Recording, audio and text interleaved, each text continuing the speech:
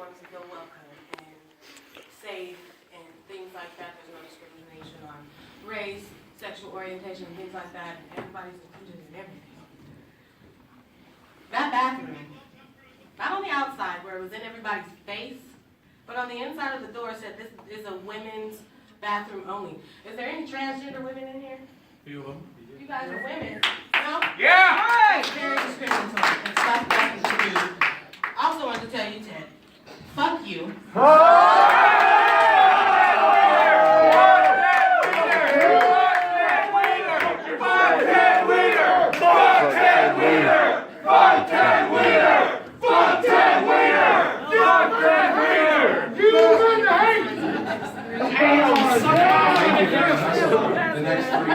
Don't you look?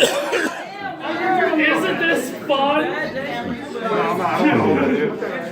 Sadly, thinks it's so funny.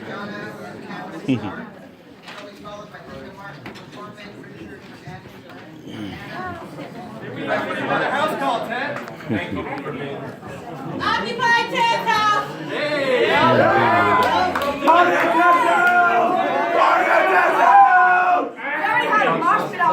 Let's hear what Party at Ted's house! Party at Ted's house! I'm already in there, so I know the way. So this person that I'm holding the picture of, Aaron Campbell, he was actually murdered when I first moved to Portland, and that was like my first time seeing a protest, so it's just like, we're still fucking out here. Like, it's been a long ass time, and I'm still just like 25, and like people have been doing it their whole lives, and have been living that terror every single day. So I'm very concerned about this resolution because it doesn't actually do anything. I mean, people have been saying it over and over. That's why we're here. That's why we actually don't care about you all taking recess, because we know this isn't actually going to do anything at all. I mean, I'm a farm worker on Sauvie Island. People have been getting ice raids on Sauvie Island still. Y'all haven't done anything about it. Y'all haven't put an end to it. Y'all haven't sent cops out there to stop it, make sure ice isn't allowed on the island to protect the farm workers. And ultimately, farm bosses are going to abuse their workers even more because they know they can get away with it, because who are the workers going to tell? They're not going to tell anyone anything because they know that they're just going to get deported. So this kind of like this whole like disruption or whatever is an evidence of like the people not being engaged, and y'all just like to bring out the organizations that you want to engage with, who get the grant money, who get all the funding because you see them as safe. I mean, it's a mechanism of white supremacy. That's how the city was founded. Portland has that running really deep here. Teresa can tell you all about it. But I was actually really surprised that you went to the climate policy thing or whatever last week, and you told everyone there, like, oh, it's great to have a crowd that isn't disruptive or something like that. And it's like, you're trying to make friends with the environmentalists because you know they're not going to challenge you on white supremacy. Not a lot of environmentalists in this room, I know. So really what I'm demanding is an immediate use of eminent domain to shut down ICE and other federal law enforcement agencies, pulling the JTTF, an immediate dismantling of the police and replacing with community-led rapid response networks that actually go out and witness and stop ICE raids. And I also want you to fire Nazi cop Mark Kruger, because there's the police bureau and you as police commissioner are letting these white supremacists be active in the police bureau. And also just fire cops who collaborate with ICE, and fire cops who murder people. Annually? Hi, First to jail. my name is Tara, and I live in Portland. We're not even asking you. And I'm going to use my white privilege to testify right now. And I'm going to be really careful about the details that I use. I am friends with a couple of individuals who are terrified to come to protests because they were not born here, and because of the status of their visa, if they get arrested for any offense, they go straight to a detention center and they do not get a phone call, period. They are afraid to come protest, even though that is our right in the Constitution. Right. Because they will get sent away And even if they've been here for many, many years, bam, everything's gone. They do not get to call in the train. They have to sit in the detention center until they get deported. And that is not sanctuary. These are people that are already here, who are here legally, who are terrified of this type of thing.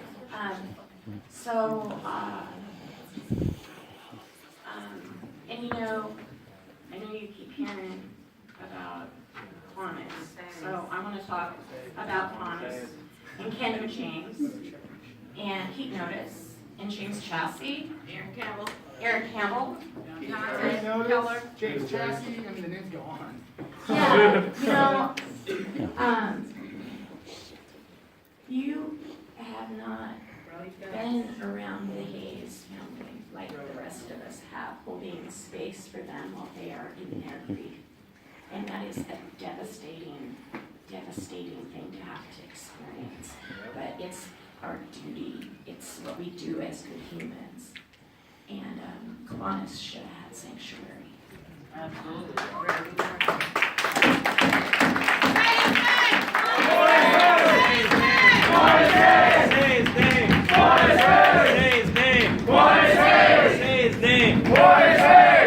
Ed, can you stop smirking for a second? Get out from there.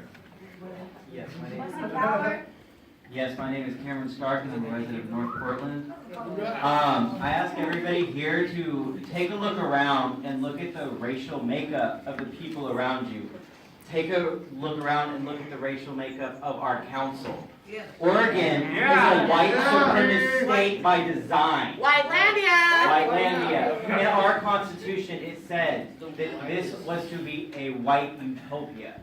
Those actions have generationally led to what we are seeing today. Okay? These ideas are still in place. And those value systems, exactly. We need to work harder together to make sure that those racial inequities are done away with. To make sure that everybody has a fair chance to have their voices heard, to be on council, to hold positions of, I don't know, equity or power. Yes. I know people who are afraid to come to city council because they have been arrested here before. Undocumented immigrants who, before Trump took office, had been harassed here in council chambers. So you can't say that this is a sanctuary city until we show some action. You see what I'm saying? And I just want to clarify on something I saw Commissioner Daly say on Facebook. We are not opposed to the ruling or to this being a sanctuary city, but we just want to see action. We want to see proof that this is a safe place for everybody. Thank you. Appreciate that. Richard Hannah and Reverend Mark Knudsen. They'll be followed by Elliot Young, Tom Chamberlain, and Francisco. Send Officer Hurst to jail.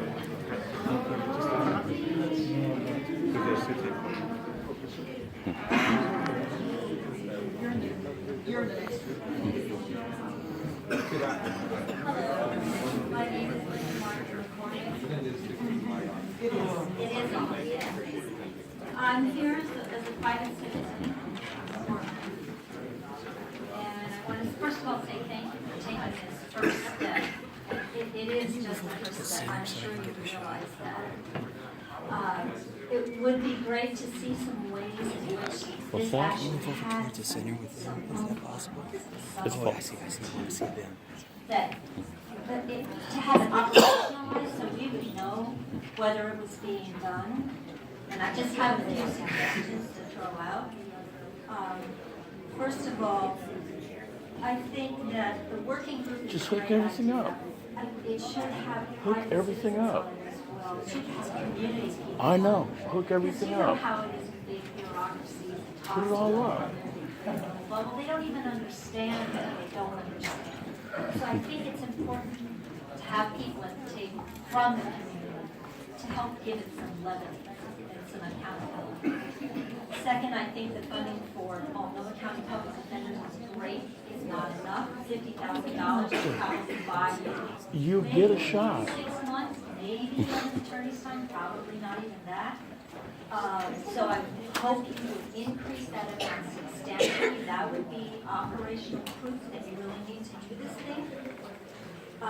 The idea of developing a plan for training, how about if you just train 5 dates certain? I think you should be sending out the rapid response cards to everybody, and there should just be a line item in the budget that rapid response goes to every single place in town. Yeah.